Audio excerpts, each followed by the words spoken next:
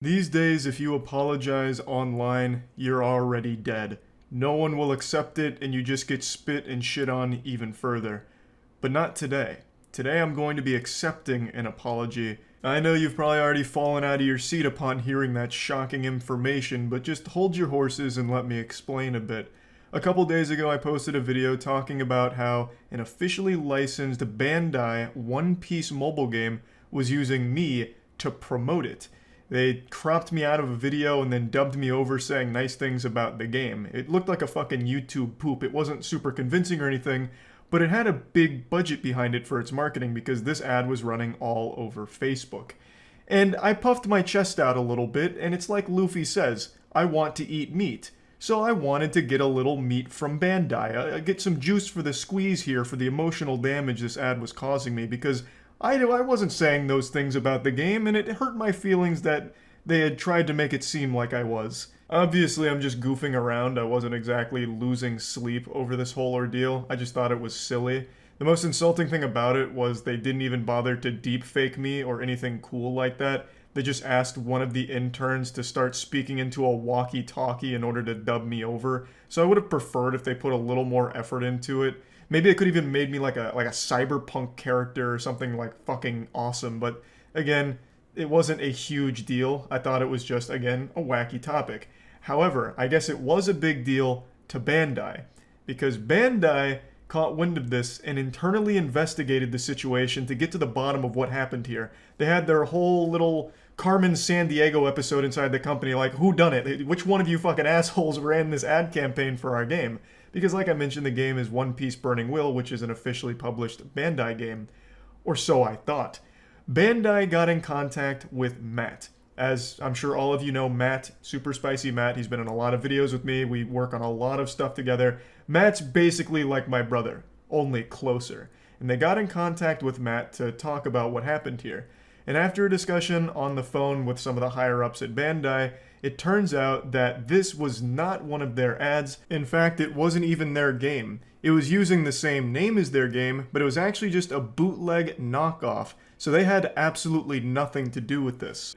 Which I guess I should have expected. In the world of mobile games, there's no low they won't sink to. I swear to God, these degenerate, greedy scumbags would dig up their own dead grandmother and turn her corpse into a piñata if it meant they could charge an admission fee to people. Anything for a buck when it comes to mobile games. So what happened is they suckled off the teat of Bandai's game, One Piece Burning Will, and they just stole the name, made their own shitty little flash game out of it, and then ran this campaign all across Facebook.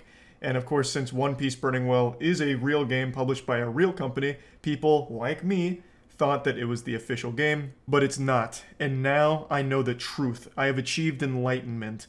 And I already know that the bootleg One Piece team is watching this video shaking their fist angrily. And I would have got away with it too if it wasn't for you meddling kids at Bandai. Also, speaking of Bandai, they were so incredibly sweet. They apologized to us for the inconvenience of this whole situation. They didn't owe us an apology, and they still said sorry anyway. They didn't do anything wrong. They were completely innocent in every aspect of this, and still said they were sorry. How incredibly sweet. Just a bunch of sweethearts over there.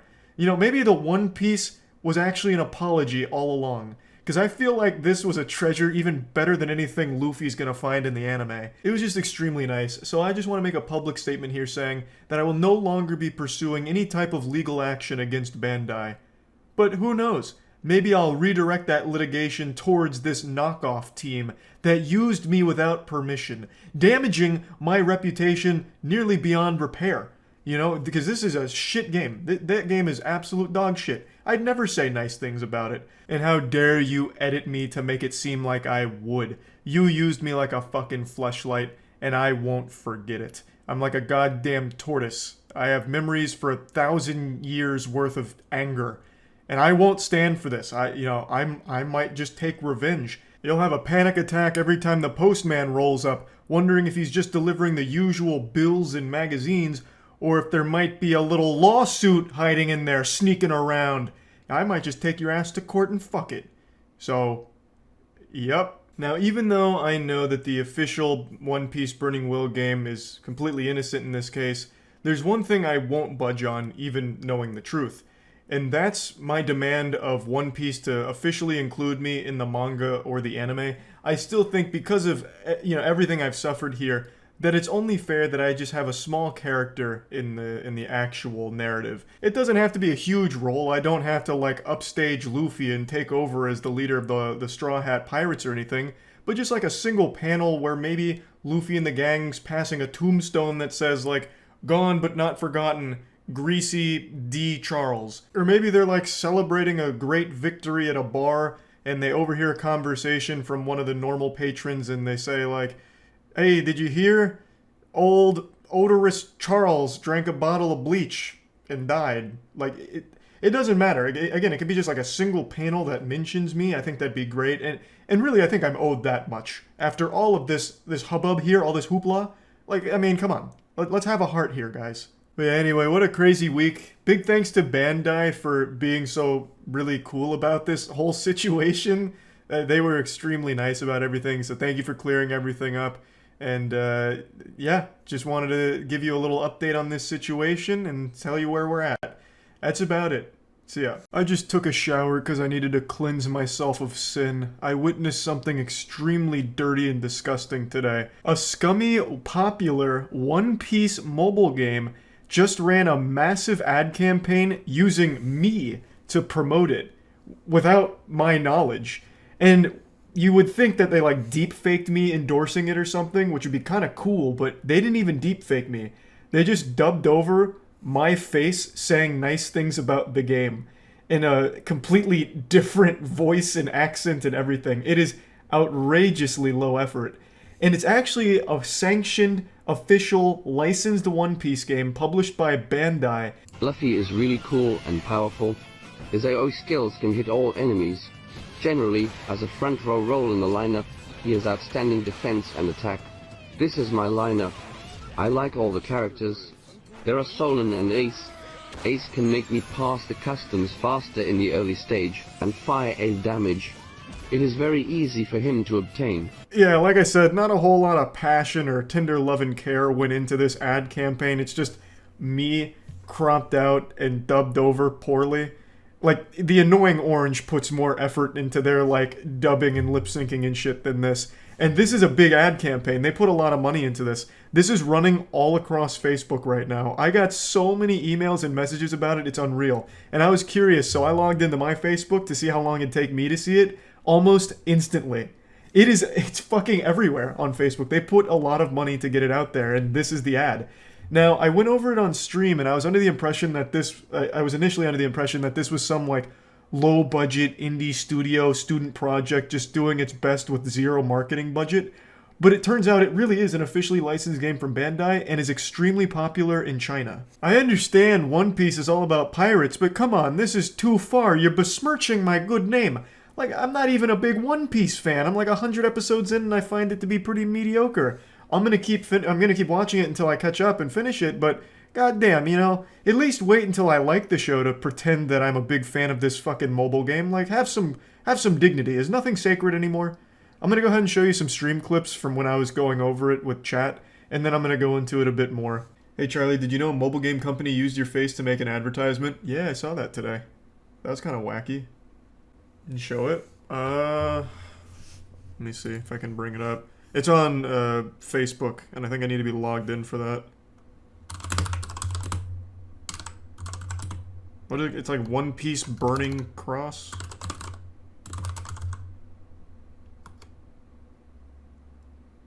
Man, no, that's definitely not it. I don't remember what it was. Burning Will. Burning Will. Yeah, this is the one. It's not like a big game or anything. I think the idea was to use me for an ad and hope that it would, like, drum up controversy to get some, like, curious clicks, perhaps. You get paid for it? No, man, obviously not. It wasn't a sanctioned ad. Like I said, I do want to get into, like, those awful mobile game ads where they're, like, they have, like, crazy chaos happening and everything's acted poorly. I'd love to be in those. but that's not one of these, unfortunately. Will you do something about it? Man, no. What the fuck am I gonna do about it? Take them to court? They're not even a popular game. They have 6 goddamn reviews on the Android store. I'd be suing them over like jelly beans. Lineup, he has outstanding defense and attack. This is my lineup. I like all the characters. There are Solon and Ace. Ace can make it's pretty convincing. Faster in the early stage and fire a damage. It is very easy. I also think it's a nice cherry on top of the shit cake that it's for One Piece. When I'm not really a One Piece fan. It's getting a little better, but I still wouldn't call myself a One Piece fan. I will say it's like extremely low effort. I think they could have found like a much more fitting clip here. Like one where I'm getting excited. Like there's plenty of videos where I'm like pumping my arms, even dancing. They could have had me dancing like I'm dancing because of Luffy in One Piece Burning Cross. Or whatever dog shit this is. I don't know the name. Yeah, not even in a white tee either. They found one of the rare black shirt videos. So obviously I'm pretty upset about this, and the emotional damage has really taken its toll on my mental health as of late. So I demand an apology, not only from Bandai, but from One Piece in general. This whole phony ad campaign with these things I never said being displayed all over Facebook for a game I've never heard of is beyond disgraceful, and I just won't stand for it. So I think what's only fair is the next arc in One Piece is the Apology to Charles arc, where the characters lament the fact that a terrible mobile game based on them had the gall to use me, my innocence, to promote it without my knowledge. And I want Bandai to say they're sorry. There's no reason this has to go to court. We can settle this like gentlemen, come to an accord, make a deal. Maybe I get written into One Piece directly. I could be like a small side character in an episode. Stinky D. Charles. I get like thrown overboard or fucking blasted into oblivion. I don't give a fuck. But this, they went real far with this ad campaign right here, and I needed to talk about it. I don't want anyone to get it twisted. I've never played this game, and I probably never will. The things they're saying with my face on them, it's not me saying them. Those aren't my words. Don't let them fool you. All right? I'm not promoting One Piece burning. Fuck, One Piece, feel the burn. What? I cannot remember. One Piece Burning Will. I could not remember this game's name. I'm not promoting it on Facebook, alright? In all honesty, I am extremely curious how this even happened. Usually, this kind of shit happens with projects from really shady, scummy, like, pseudo-companies where they're not, like, real businesses or anything. Like, on TikTok, this is really common. There's already an NFT scam that uses my face and dubs me over promoting their scam. Like, that shit happens all the time. It happens to Mudahar as well. But this is actually a licensed game. So, usually with a project, like an actual project like this, one that generates a lot of money, their marketing is crucial. And there's a big spin on it and a huge emphasis on good marketing materials. So how did something like this even slip through the cracks? And not only did it slip through the cracks, they put a lot of money behind it. Like I said, this is actually all over Facebook. When I don't even go on Facebook, and it only took me like a couple of minutes to encounter this ad. So how? How did this happen? This had to be made by like an intern. This is something anyone could whip up in like 30 seconds, if that. The only thing that'd be remotely time consuming is cropping me out of a video, because I don't use a green screen, so they would have had to like manually do that. But other than that, this is no effort or work whatsoever to promote an actually popular game. At least it's popular by every metric I can find online about it in China. So I don't know how this happened. It's obviously not a mistake or anything, because this clip they're using here isn't exactly some kind of like royalty-free stock clip of me.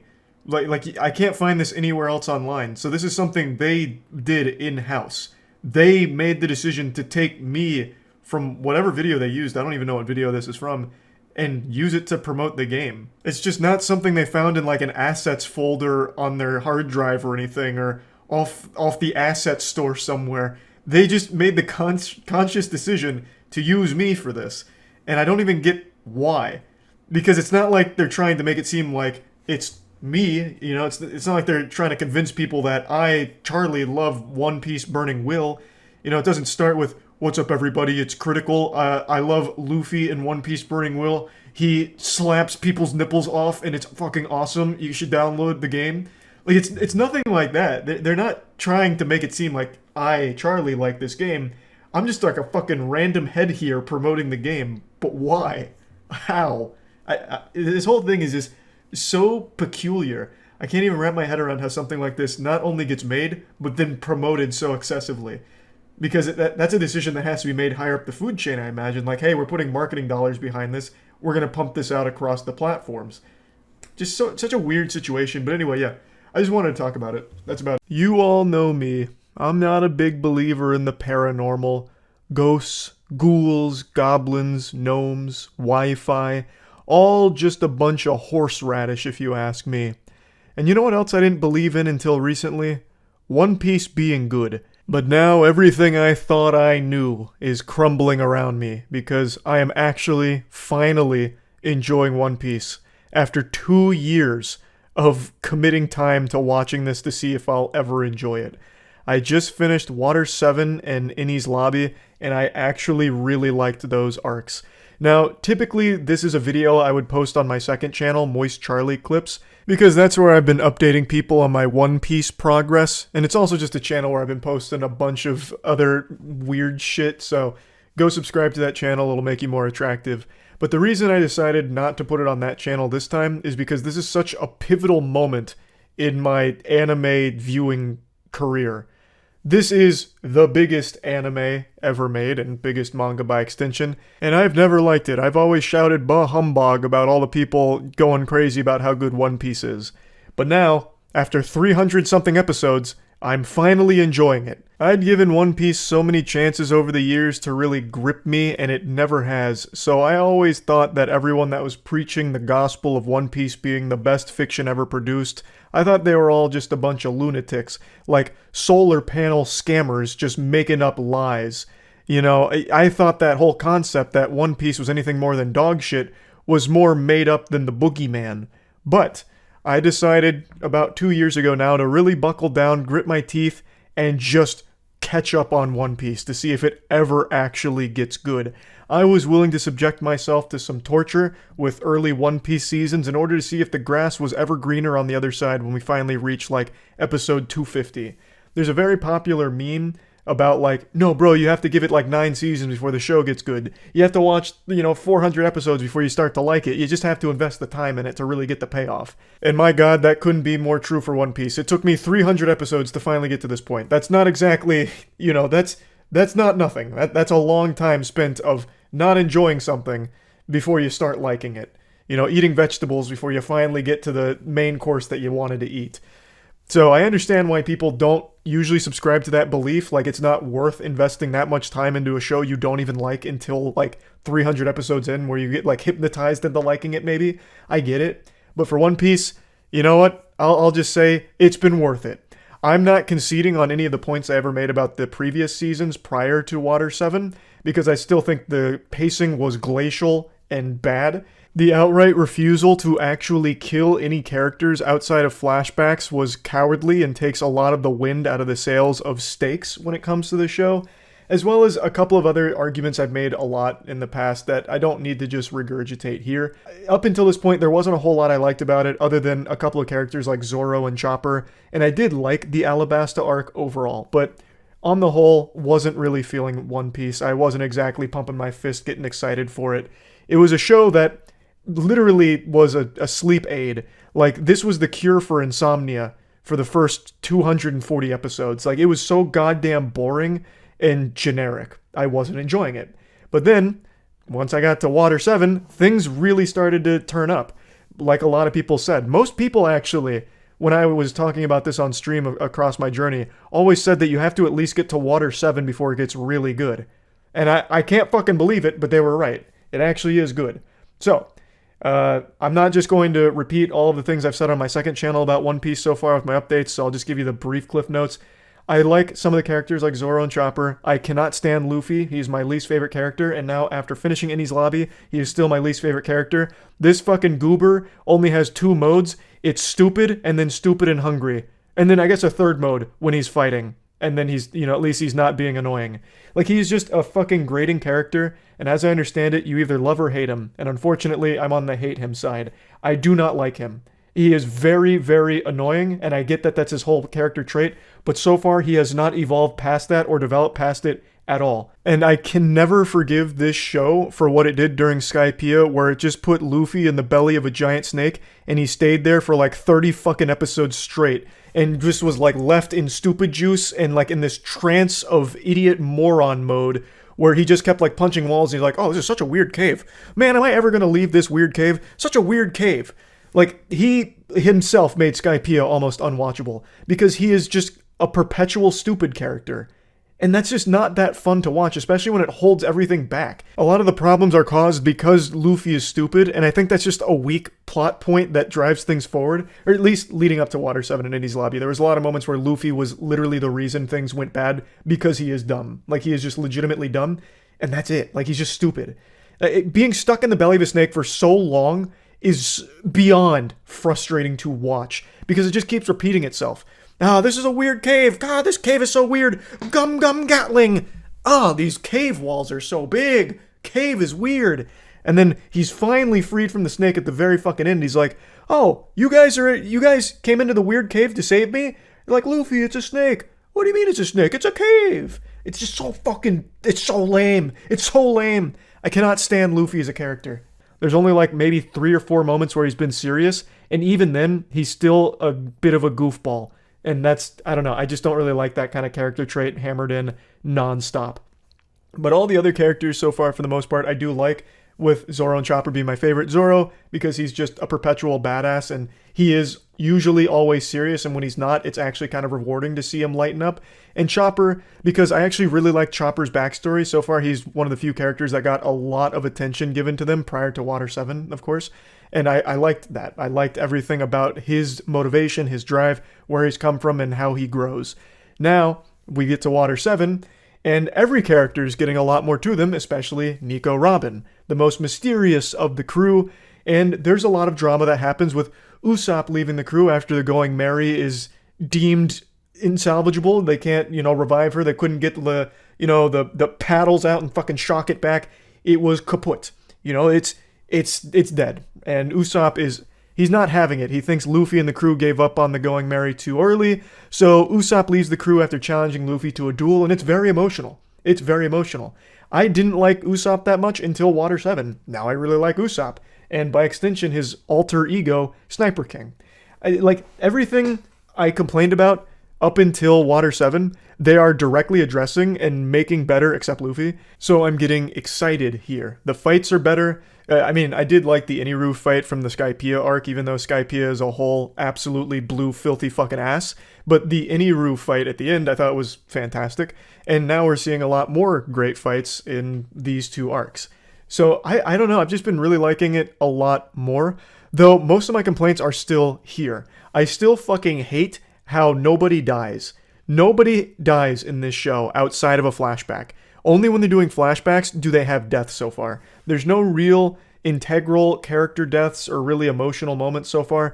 The biggest culprit, the biggest crime, and this was an affront to God when it comes to bad writing, is in the Alabasta arc when Pell takes like the nuclear bomb that's about to blow up Alabasta, flies it up into the sunset in order to sacrifice himself, a noble sacrifice, completing his character arc perfectly, and he does that, bomb blows up, everyone's expecting Pell to be dead because he just ate a goddamn nuclear bomb for breakfast, but then he's not dead.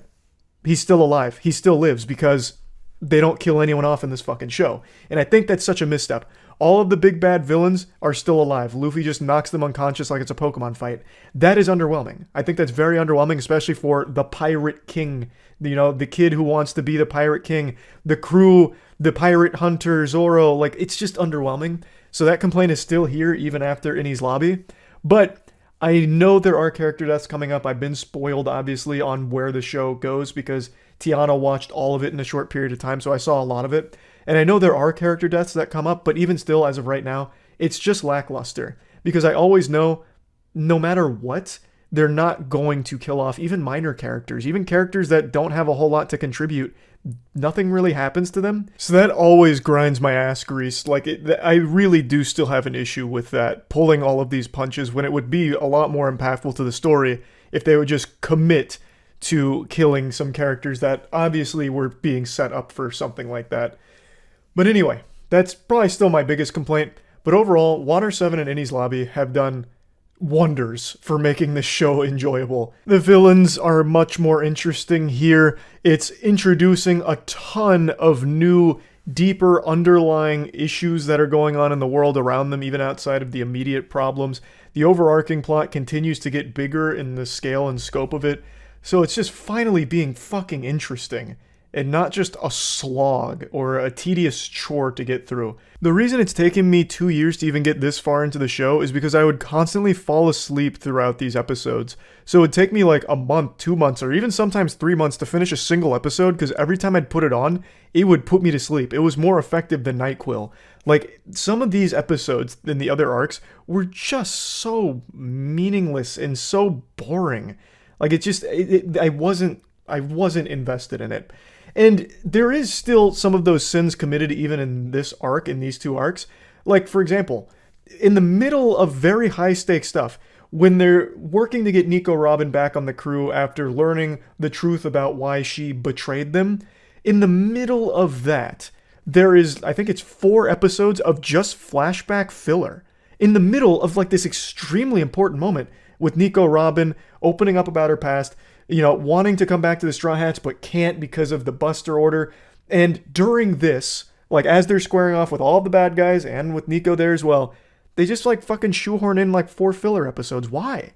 What, like in the middle of very important stuff. At least I think it was at that part. I'm already getting a little foggy on exactly when those flashback fillers come in, but I'm pretty sure it's there. And it's just, you know, it's unnecessary. It doesn't add anything. All it does is ruin, once again, the pacing and detract from the enjoyment. So there are still those moments here, even in what I consider to be the best arcs of the show so far, but they're much lesser and a lot less egregious.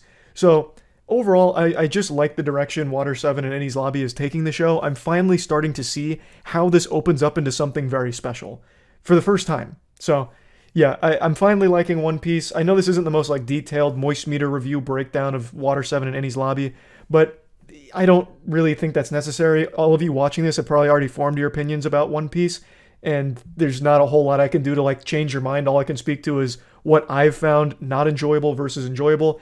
And right now, Water 7 and Innie's Lobby is exactly what I'm looking for from a show like One Piece. So I'm hoping the coming arcs continue that energy and keep that momentum pumping. So yeah, finally liking One Piece. That's about it.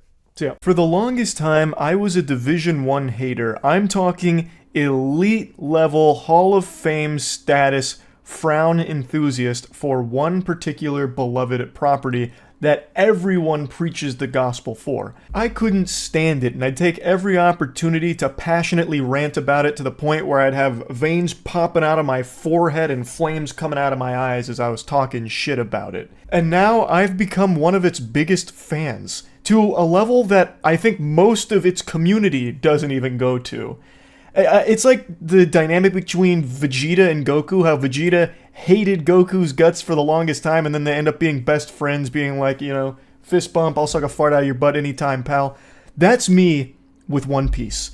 I tried watching One Piece so many times throughout my life, and every single time I dropped it because it was such a snooze fest I couldn't push through, and I really didn't understand the hype with.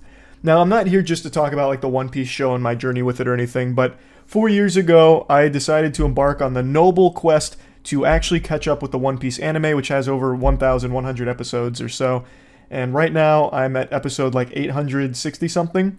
And it's been a grueling journey to get there because I really hated the beginning of this show. I had to push myself to muscle through 300 episodes that I really wasn't liking, and then all of a sudden, a switch flipped in my brain that said, oh, actually I love this now. I don't know if it's Stockholm Syndrome or the sunken cost fallacy or what, I don't know, but I have become a massive fan of One Piece to the point that I now compete in its card game. I actually travel around and go to tournaments competing in the One Piece card game, and I'm getting scary good. I become like the fucking Baba Yaga of the local scene here for the card game. I am the boogeyman because I play Enel, which is a leader a lot of people despise. It's a very strong leader, like the deck is really consistent, but playing it basically turns you into a public restroom for everyone to shit on. Like, people wipe their ass with your face because they just despise you for playing it. Fundamentally, Enel is a stall deck. What it does is it heals you when you go down to 0 life and brings you to 1, which means you need to get hit 2 more times. So it changes the way a lot of people play against it. And I'm piloting this motherfucker like Tom Cruise in Top Gun. I am becoming one of the most efficient Enel players the East Coast has ever seen. I went to a tournament last night, and it's only my second tournament, and I placed 4th. I top 4'd, baby, which means I got a tournament prize pack. And I'm in a good position for the upcoming Treasure Cup for One Piece. And I kind of just want to talk about this because I fucking love playing this card game now. I think it's super fun.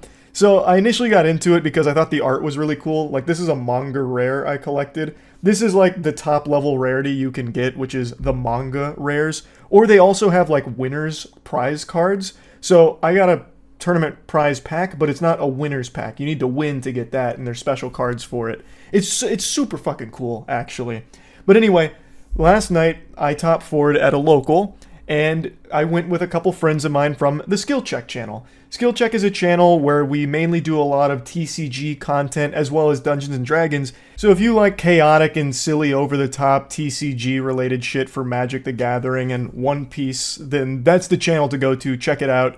I'll put a link to it in the description. And I've been kind of documenting my One Piece journey recently. So this was my second tournament. I went with Ryan, Zach, and Penguinz0, and Penguinz0 and I top 4'd. So of the top 4, 50% was made up of the boys here. I got absolutely blasted. Charlie, how'd you do? I went 3-1. Me and Penguinz0 top 4'd.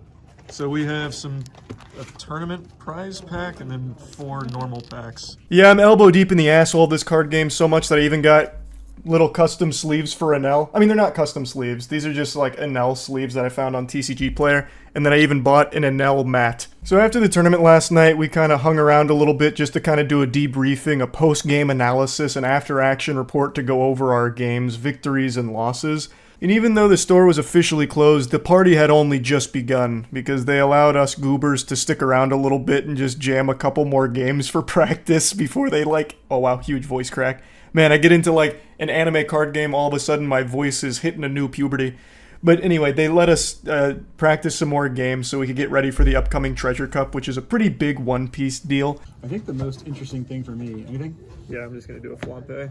What's interesting to you, Ryan? Isho, in a Lucci matchup, he slammed it on the board and then was just like, you know what? I'm never going to attack you. And I was like, uh-oh. Because I was like, literally all of my strategy is hoping that my opponent misjudges the amount of rested characters and I can make math hard for them. So what I learned is that if people don't attack me, I get fucked. Yeah. Like if people just try and like wait, Yeah. I lose a lot of momentum. Which is why I'm about to do something super stupid. I'm going like pure ape brain.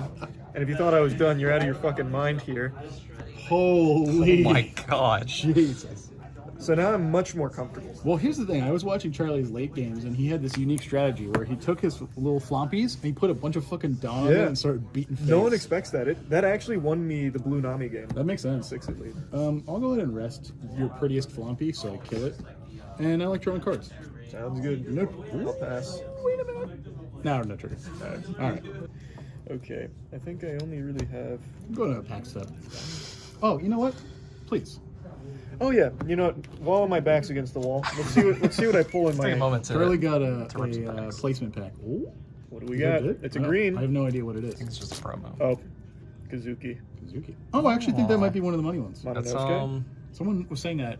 they're running it in green yellow Yamato. Man, I tell you, there was the comments on the last update video. You were like, playing against every NL player and just fucking getting dumpstered on by the triggers is the best feeling in One Piece. Or you're like, you know what? If I put down my double fucking Zoros and I swing 11 at your life 6 times, I'm gonna kill you. And it's like, nope. No, not even. Not even. I think you can probably kill me. Depends on what's in your hand. Yeah, it's gonna be close. I don't think I can though. Actually. Well, let's go to chat on this one. What's chat saying? I'm gonna try. We're gonna swing the house. All right. We're gonna go 7 for the Russian L that I got from life. Woo!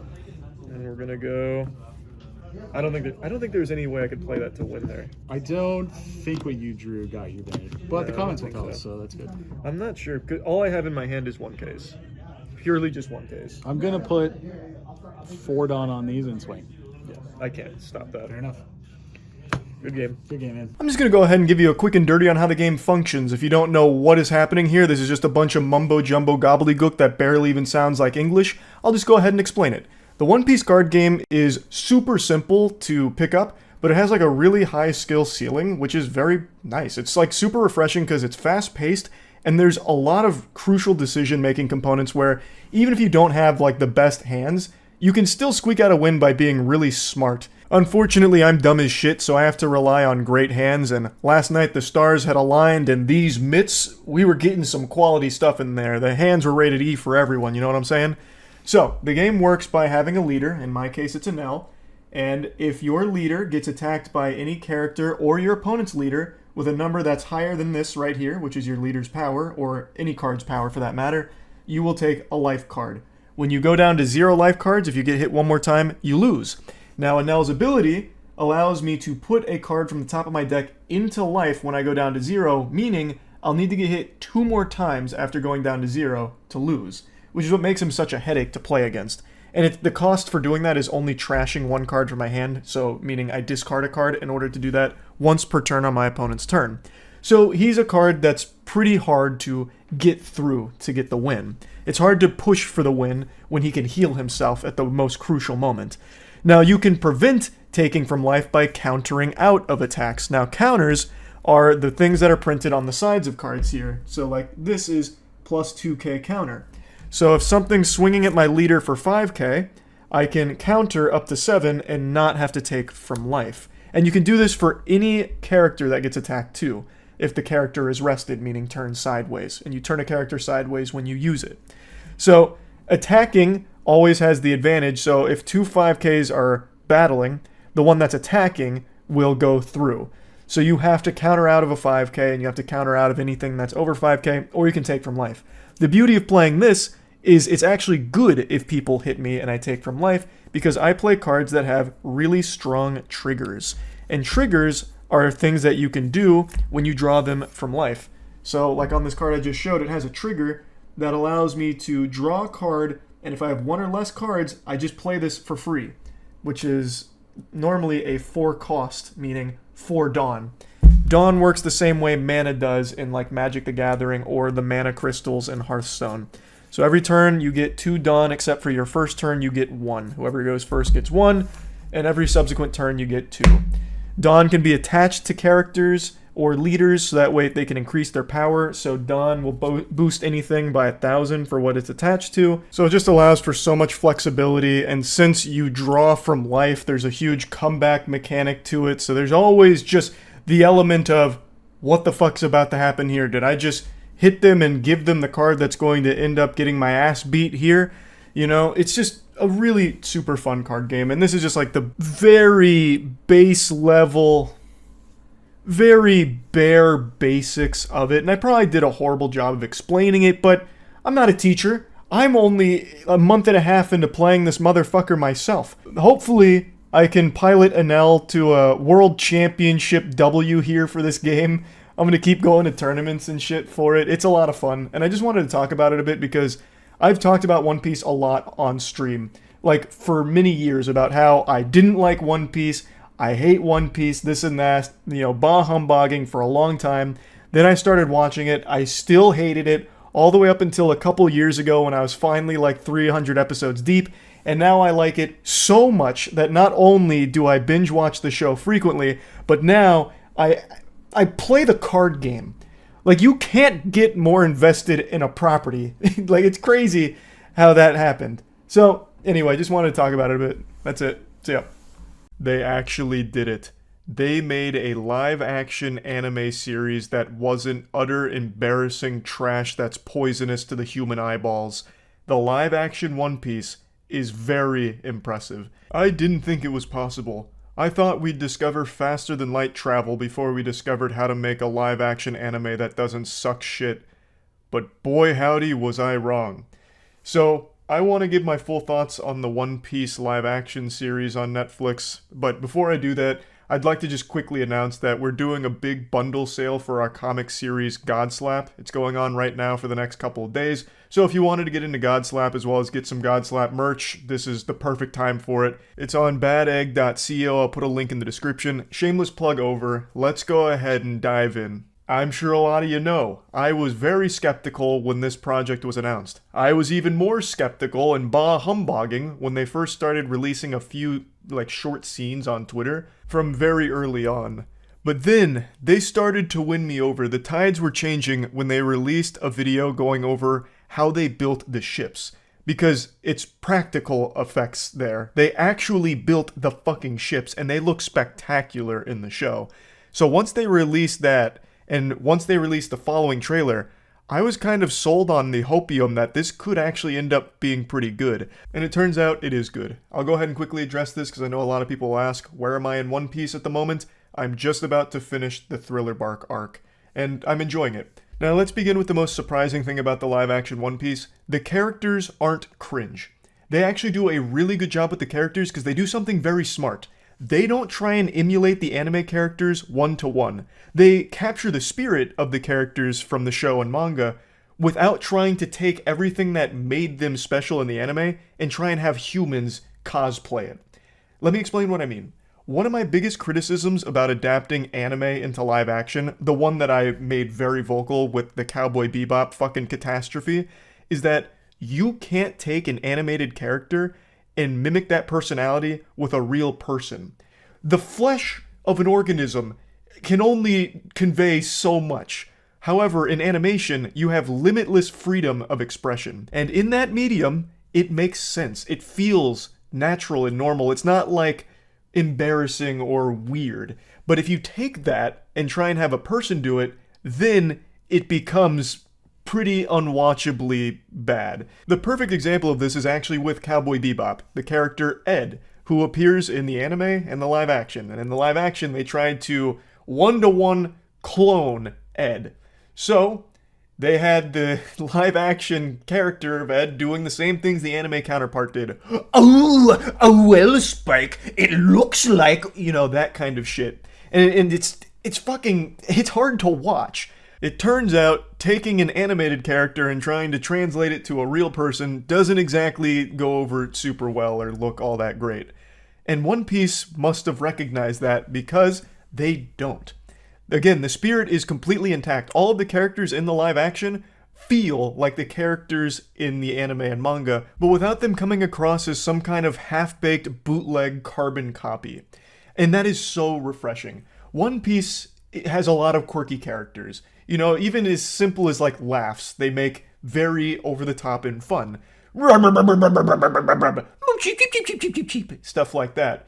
And what I expected going into the live action is they'd try and keep that same DNA and put it in the live action and it wouldn't land. But they don't. They take that DNA and put that motherfucker through CRISPR and splice it. They keep the spirit while making it work in live action. Best example is actually Luffy. Now, a lot of you know I haven't been the biggest fan of Luffy, which has made me the #1 most wanted on the grand line of the One Piece community. My fucking wanted posters in the billions of berries because I wasn't the biggest Luffy enthusiast. I'm not gonna get into the weeds of it, but in a nutshell, the Cliff Notes version was, and according to a lot of members of the community, this is a dub-only problem, so perhaps that's why, Luffy as a character displayed very simple personality traits without a ton of growth. Outside of some very pivotal moments with the crew and very personable moments between Luffy and the crew, the most part was just spent ironing him as stupid and obsessed with meat. And then just nerfing him, taking him out of the equation by getting him stuck in between 2 buildings for 15 episodes or getting him stuck in a snake's belly for 15 episodes, that kind of thing. But as the series has continued to evolve, Luffy is now starting to develop as well. Like I mentioned, in Enies Lobby, he finally recognized that he needs to change as a captain in order to better protect his crewmates. He can't just overpower everyone as he was, thus he started to develop new ways of keeping everyone safe and fighting for his friends, so he develops the second gear, and now going through Thriller Bark, he's only continuing to develop, thus I am starting to warm up to him more and more. I got a little sidetracked there, I did end up dabbling in the weeds a bit. The point I wanted to make is, Luffy goes through emotional development in the anime over a long period of time. In the live action, they actually take that and condense it to 8 episodes very effectively, I felt. Now, the show does follow the anime and manga story beats pretty closely for the most part, with of course some creative liberties taken to make it more conducive to live action, and I think for the most part all of those changes work really well. The tone of the show is actually far more mature than I would have expected. Like, the characters, aside from just having the mouth of a sailor, some potty mouth, they actually say fuck and shit. They say shit a lot. They actually increased the maturity of most of the characters as well. Like, for example, Usopp. Usopp in the anime, when he first joins the crew, he is very in your face, over the top, with constant yelling and joking or telling stories. And in the live action, he's very mellow. They really tone that down. Like, he's serious more often than he's silly, and it actually works pretty well. Now, Usopp, of course, in the live action is still telling stories often and telling jokes, but it never feels like it's too much to the point where it gets annoying or overstaying its welcome, like sometimes it did in the anime, where Usopp was on screen and you could most likely bet that it was just going to be a comic relief moment unless shit was about to pop off or he was on fucking death's door. So I just actually really like what they did with pretty much all the characters. I think the biggest standout for me is Mihawk, actually. Mihawk is so badass in this show. Like, his introduction in the live action is one of the best I've seen in general. Like, they introduced Mihawk in the best possible way. His fight with Zoro is really good. It's super true to the source material, and they fucking nailed every beat of it. It all looks great, honestly. Mihawk, I thought they crushed. But now let's move on from the characters here. Let's talk about how they pulled off capturing so much with so little episodes. Because this goes across a lot of content. And I do think that you can sometimes feel the constraints of that. It does feel a bit rushed at times because there is a lot they need to cover and they don't have a whole lot of time or flexibility to do it. And I think it becomes very noticeable with the Syrup Village arc in particular, when Usopp joins the crew. So, one thing that the show does is the characters basically teleport everywhere they need to go. They don't really spend much time on the ship, which I do think takes away a little bit of the adventure element. I actually like a lot of the time spent on the ship, like the Going Merry in the anime.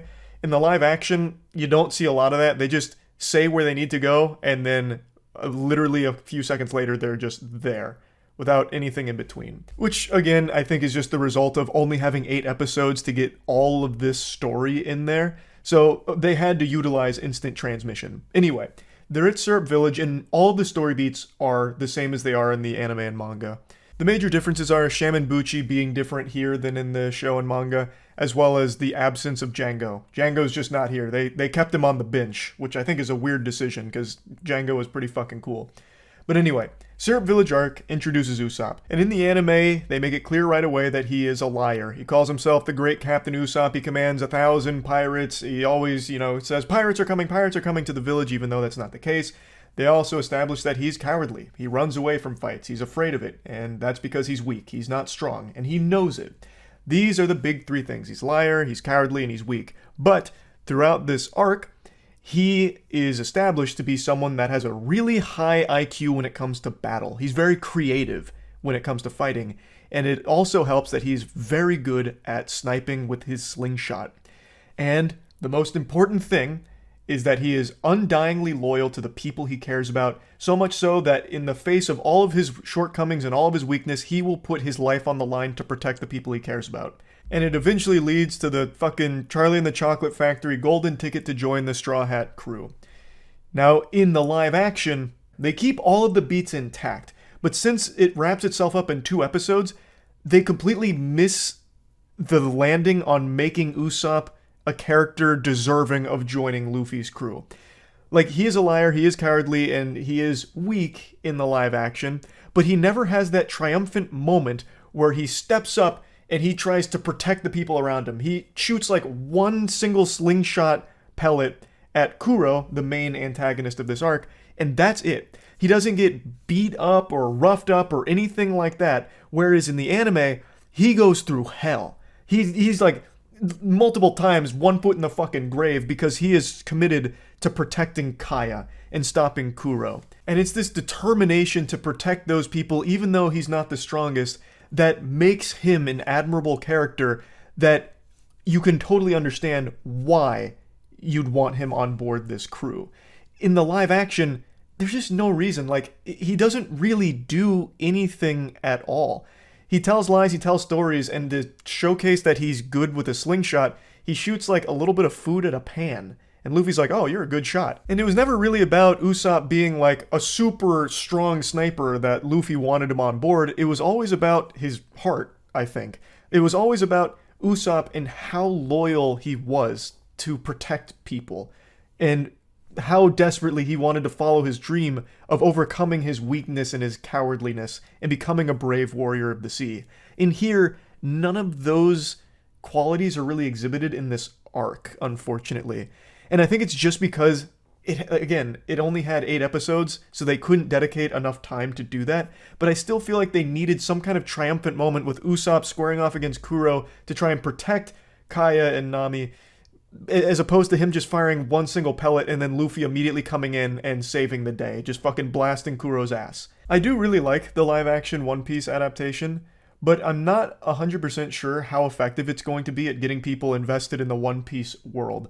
I feel like having the context of the anime or manga going into the live action really helps elevate the whole experience because you have all of the background information on these characters and the situations they find themselves in, whereas someone who's coming in here cold, just a wee lad out in the rain knowing nothing about One Piece, all they have is the live action content to go off of, and I don't know how effective it is at conveying why Usopp is a good character and why Usopp should be on the crew. And I feel that way about a couple of other story elements, but I think Usopp's was the most egregious one that I thought they just didn't quite nail his reason for joining the crew or why the crew would even want him to join in the first place. But overall, like I said, I think the show hits more than it misses.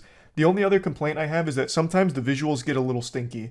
With a show's budget as large as this one, that's bound to happen. And I do feel like overall the visuals are great. I was very skeptical on how they'd work with the gum abilities. I didn't think they'd be able to make those look decent in live action, but they did. For the most part, I thought they nailed that. But there are times where the visuals fucking collapse and they look like literally the Flash level, like DCU bad CGI moments. The worst case, the worst scene really in the whole show is when Garp is chasing the Straw Hats and he throws a cannonball. This happens in the anime as well. Garp chases them, throws cannonballs. In the live action, it happens far earlier than it does in the show. And when he throws that cannonball, Luffy inflates and he deflects the cannonball back and it blows up Garp's ship. It blows up one of the things holding the sails. I forgot what it's called. Blows it up and it incapacitates them basically. That whole exchange, bouncing the cannonball back and especially the explosion, look atrocious. Actually looks like Adobe After Effects tutorial on YouTube. But yeah, I'm not going to get too hung up on that. Like I said, there are just some times where the visuals don't hold up super well, looking like some shit out of the CW. But for the most part, the visuals are great.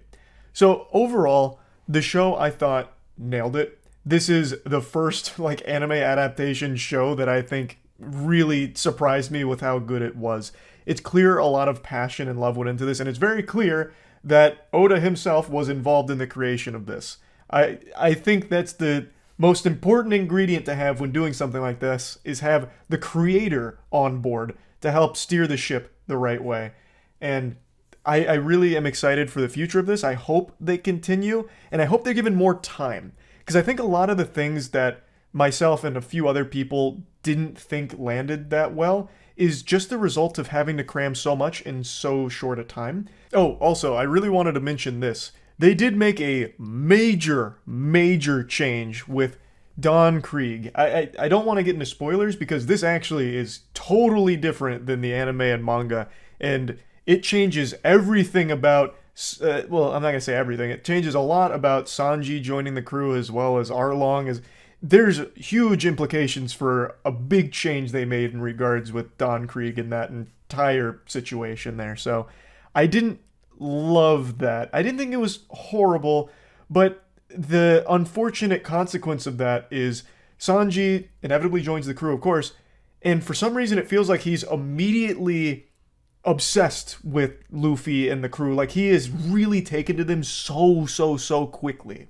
Again, the result of needing to cram so much content in so short a time, but it just feels really out of place for Sanji in particular, who comes aboard with no hesitation whatsoever, no real, like, conundrum or really any thought whatsoever aside from just, sounds good, I'm in. And then immediately, like, he's ride or die with this crew forever within a couple of minutes. So towards the end, they made some very huge changes that I think had massive consequences and not always in the best way. But for the most part, though, I do feel a lot of the changes they made a lot of sense. And even the change they made here, I get it because of time constraints. That doesn't mean that it's great, though.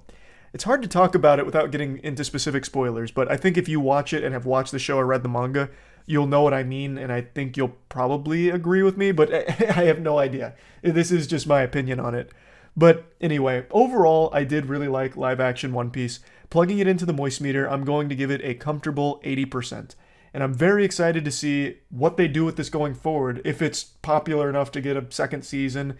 But yeah, anyway, that's about it.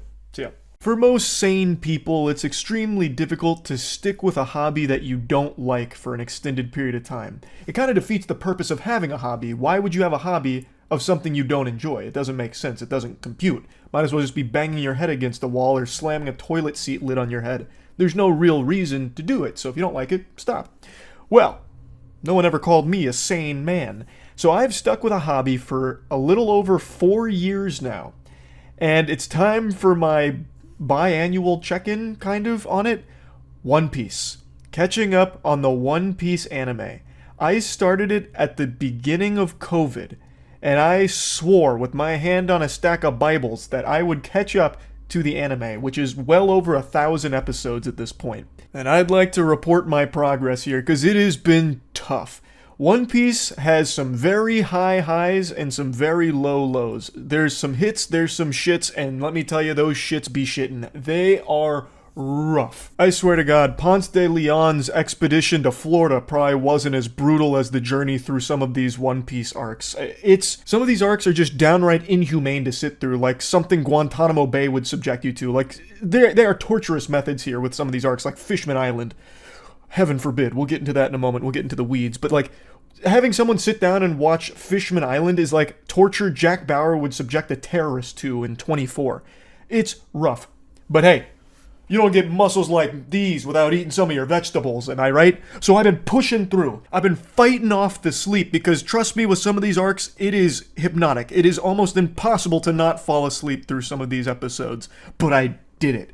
It's like listening to a Jigglypuff song for a couple of these episodes, but I still endured.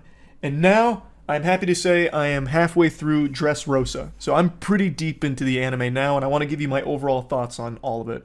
Now, I did this about a year ago, a year and some change. Much to the chagrin of the entire One Piece community, holy fuck, they ate me alive. They shit my whole ass for me. It was... I was thrown to the wolves. They did not like my takes. But I'm coming at you with more takes in just a moment. Right now, the biggest W take of all time, Goof Juice, is available right now, and there's a huge GamerSupps sale. This is my GamerSupps flavor, strawberry kiwi. It's the best goddamn flavor the world's ever seen. The best beverage, the perfect elixir. Trust me, your eye's gonna roll in the back of your skull in umami. It's amazing. Gamersupps.gg. There's a huge sale going on. Pick some up. But I'm back again with more takes. So I'm really liking One Piece a lot. I was very harsh on Luffy in the last video I made here, but I've really warmed up to him significantly since Marineford. And even... wow. Even in Fishman Island, I actually thought Luffy was great. I was very harsh of Luffy as a character, and I'm not going to just rehash what I said there, but I really think since Time Skipped, he has grown a lot. Like, he still has the exact same quirks and the same personality and everything, but as a character, I really think he's significantly more interesting, and he's not just so two-dimensional, at least not the way I viewed him beforehand. So, I loved Impel Down and Marineford. Those were two absolutely extraordinary arcs. I don't even need to explain why I like them so much.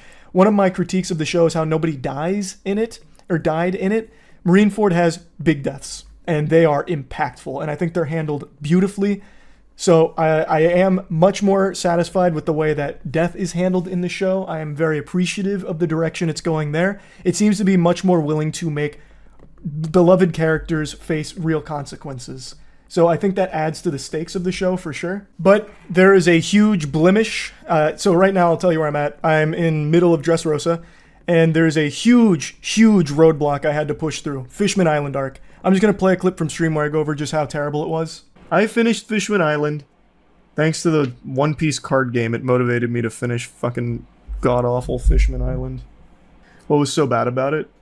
Oh, you know what? Here. I'm going to be opening some One Piece cards here in a minute anyway. Might as well talk about Fishman Island and everything I hated about it. Fishman Island takes everything that One Piece was doing really well in Marineford and wipes its whole ass with it. The Fishman Island arc is a tedious chore to push through, and it is unwatchable without One Piece. One Piece is a godsend and the only way to actually push through that arc. Everything about it undoes everything Marineford did great. It is truly a wash. Like, it is trash. And it's so insulting that it's a really important arc because of, like, Shirahoshi. But my god. So, the villain might legitimately be the worst villain I've ever seen in anime. Hody Jones is just a diet, great value Arlong, but significantly more cringe. And I feel like has no real character to him at all, other than just being addicted to meth. That's it. Like, he's just a pill-popping lunatic and nothing beyond that. He's not clever. He's not crafty. He's not even strong. Like, the Straw Hats are 1,000 times more powerful than all of the villains. So anytime they fight, it's instantly over. There's no tension. It's so dumb. Like, everyone's just cannon fodder in the arc. And Sanji is miserable in the first, 20 episodes where he just constantly starts bleeding out from nosebleeds, which was a really good gag initially in the beginning of that arc, but they kept playing it up, and he just had nothing to do until the very end. Didn't you take, 8 months finishing that? Yeah, because it sucks. It's so boring. It's so boring. Like, if I didn't get into the One Piece card game, I probably still wouldn't have bothered finishing Fishman Island. Like, there's just never any motivation to watch it. I could go on and on with all the things I really disliked about Fishman Island. The pacing, every fight being just a complete showcase of how far above the Straw Hats were to the villains, which takes away all of the intensity of the situation. There are just so many things wrong with it. Sanji, Jesus fucking Christ, heavens to Betsy, just incapacitated for half of the arc because he keeps getting nosebleeds from seeing women, so he's bleeding out constantly. It was, I think, the worst arc in the show, but people said that Punk Hazard wasn't going to be great either, and I disagree. I really liked Punk Hazard, and I think it's because of One Piece. I can't give enough flowers to One Piece. It cuts out so much shit, and apparently Punk Hazard's big complaint was the pacing of it, so I did not have that issue.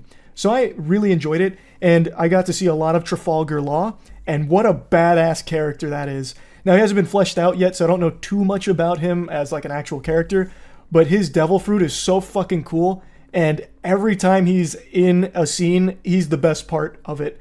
His fight with Fergo is great. Smoker's here, and I really like Smoker, so that was cool. Overall, I liked Punk Hazard a lot, and I'm really enjoying Dressrosa so far, but I'll wait till I finish Dressrosa to give my thoughts on that arc. I'm not getting into specifics here because I already did in the last one. I just want to say my favorite Straw Hat is still Zoro. I still really like Zoro, but it does seem like he's taking more of a backseat role at the moment. He's not front and center of the last couple arcs. I'm sure he probably will start to creep back up that way soon, and that's fine. I still really like his character a lot, but Luffy's getting close for me now. I am really liking where Luffy is going. It's a lot of fun, and I've come around in a big way on One Piece. I'm a huge One Piece enthusiast now, and I'm super excited to finish Dressrosa and continue to catch up to the anime. So yeah, this was just the little check-in here, yapping about some One Piece. Also, the One Piece card game is absolute fire. That shit is so fun. So yeah, that's really about it. 5 years ago, I embarked on an adventure. Like Ferdinand Magellan circumnavigating the globe. I set sail with people waving goodbye, wishing me luck on my expedition. I vowed that I would catch up with One Piece. Over 1,000 episodes of this show, I was starting from square one, and it didn't matter how long it took. I was going to do it. No matter what comes, I certainly will, and it'll be a load blown with the knowledge that I watched every episode of this show, and I am proud to report that 5 years later, I'm almost there. I just keep getting asked where I'm at in my One Piece journey, so I'm going to give you the update now. I'm knocking on the door of the Egghead arc, and I've been doing these, almost annual updates on One Piece and my thoughts on it, so I figured it was about time since I'm moving past the longest arc in the show so far, which is Wano. Now, I said that I watched every episode. That's just a bold-faced lie. I have been using One Piece the entire journey. I truly would not recommend to my worst enemy to try and watch this show without One Piece or Onigashima paste, because there is so much fat that gets trimmed in these to make it so much better. So some of the arcs people really didn't like from the anime, like Punk Hazard, I actually enjoyed because I watched it through One Piece, which made it much tighter, much snappier, put a smile on my face. I got all of the juice without any of the pulp. And I really appreciated that. So that's my little pro tip for anyone out there that wants to follow in my footsteps with this path I've carved watching over 1,000 fucking episodes of an anime. Don't watch the filler. Don't do that. Don't subject yourself to that. It's not worth it. They wouldn't do that to prisoners at Guantanamo Bay. So, I'm going to give you my whole thoughts on the show thus far. Spoiler alert, I fucking love it now.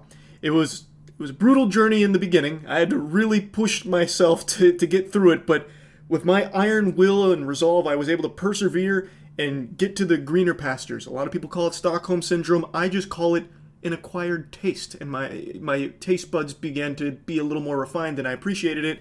Also, I just think the show's quality improves drastically 300 episodes in. Now, first, before diving into this, I want to thank the sponsor for today's video. Big thanks to OperaGX for sponsoring the video. You've heard me talk about them endlessly. You also see it every single time I'm streaming. OperaGX is my go-to browser, and it has been for years. I think it's the best browser available. Just feels like there's endless customization options that have it be exactly how you want it. Keep all your messaging apps on the side so everything's nice and convenient. The GX mods also just got an overhaul and have been improved. That splash screens, custom UI, themes, backgrounds, you name it, wallpapers, everything has been bumped up, baby.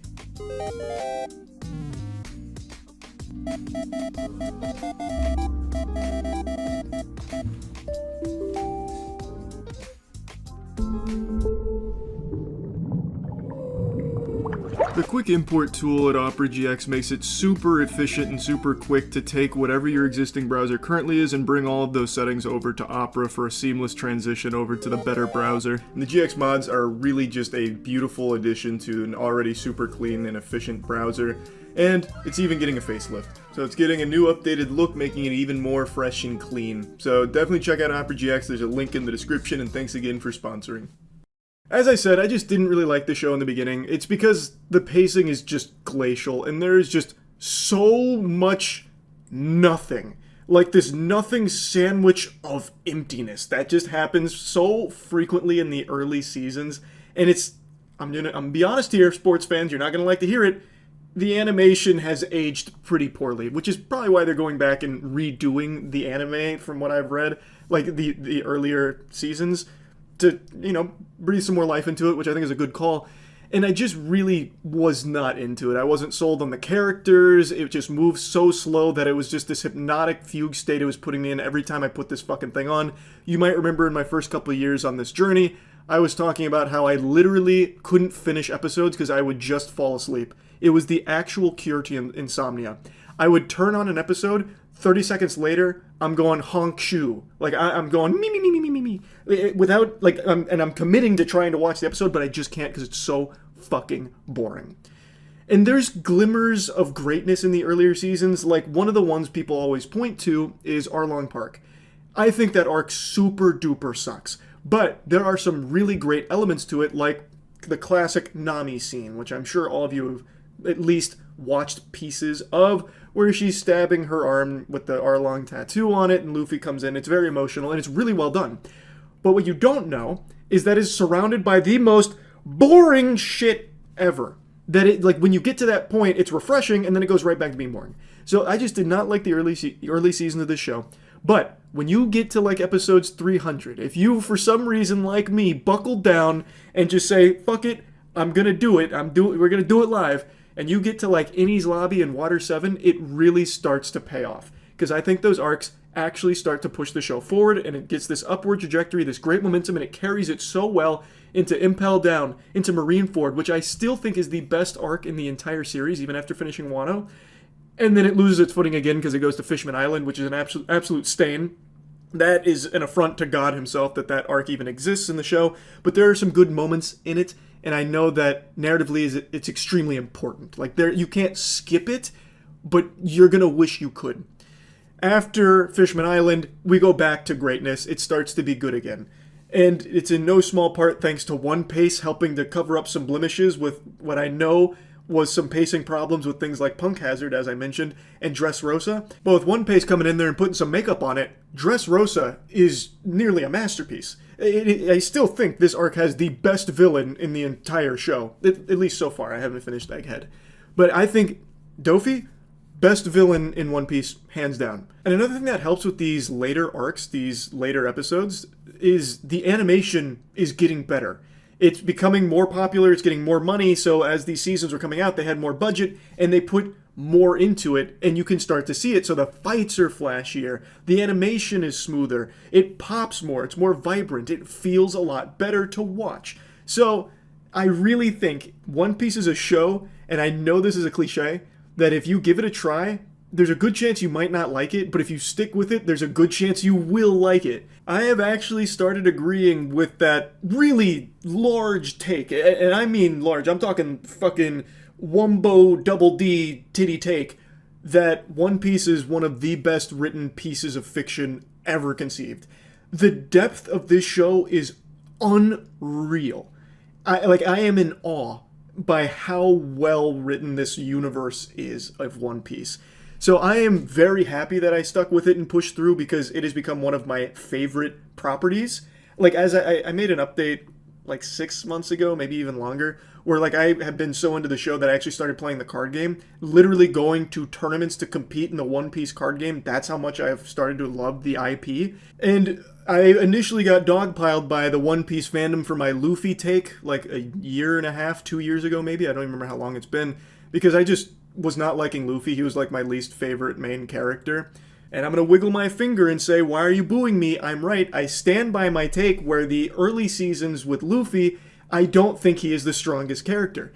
It's very underwhelming when the big fight is brewing that Luffy has to be nerfed by either being too stupid to participate, where he gets himself locked in the belly of a snake, which I still find to be just so fucking frustrating, or where they have him nerfed, then he can't participate at optimal efficiency for a variety of reasons. I don't find that to be fulfilling. I find that to just be really lackluster, and that happened a lot in the earlier arcs of One Piece. So I don't think he ever had a chance to shine and to get deeper. But after Marineford, that doesn't happen as much. It happens occasionally, but not to the same extent, where Luffy would basically be out of like the main story for quite a while other characters were taking care of like the bulk of it, and then he'll come in and save the day.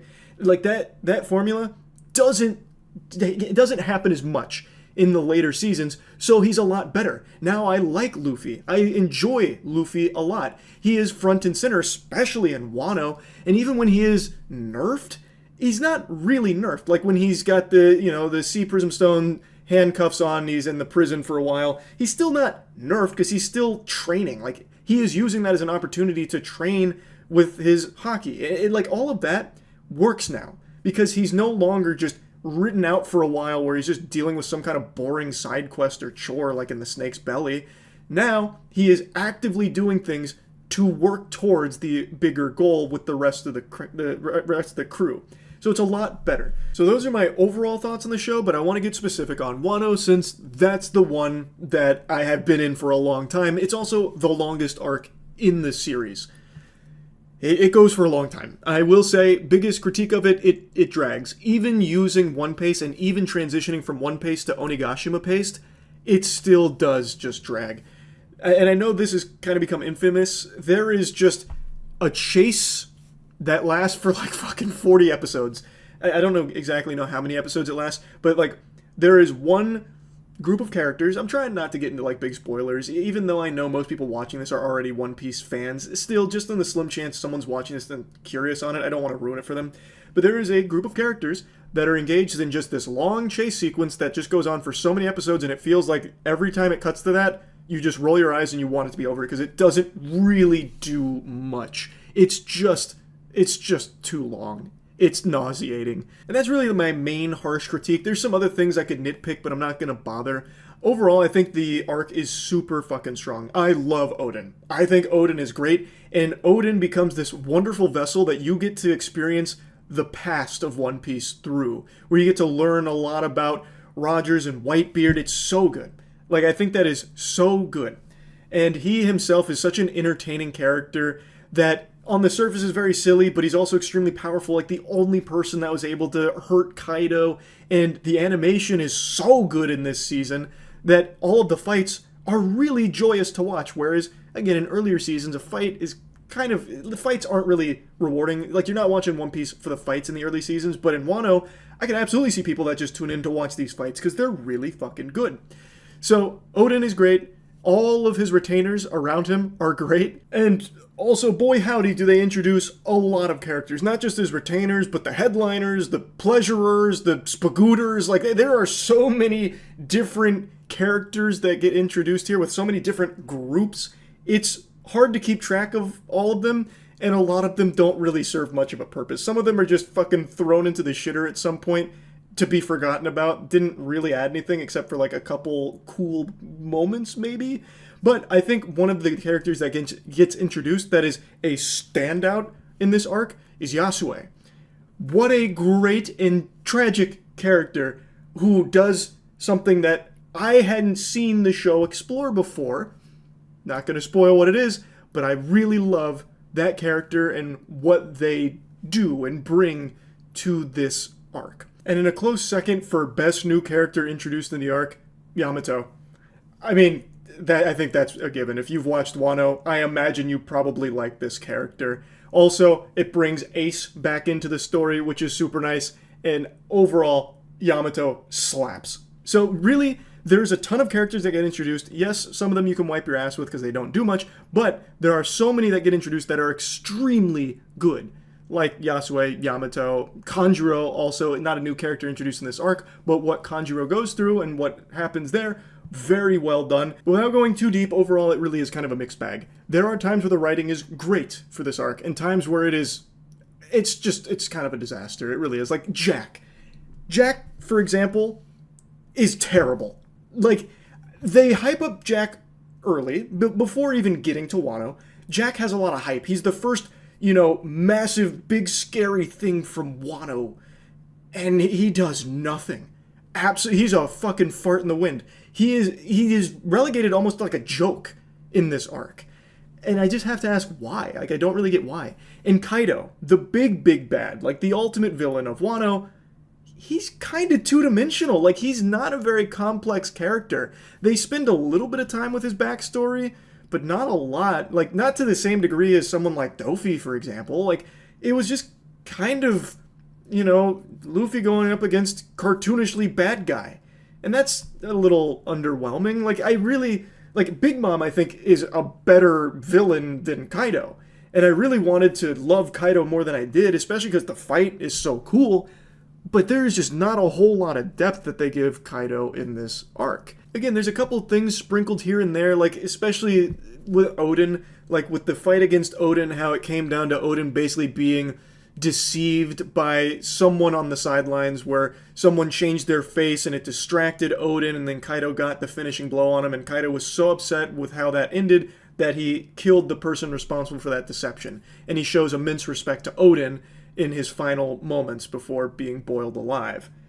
I guess that's a spoiler. Well, that's not a spoiler because you only learn about Odin through flashbacks. You already go in with the knowledge Odin is dead, so probably not a spoiler. Point is, there's only little tiddlywinks of Kaido development throughout the arc, but overall he just stays as kind of just big bad guy and not much else to him, which I thought was a little disappointing. Like, his surrounding characters, I thought actually had more depth. Like, King introduces a whole lot of new stuff to the equation.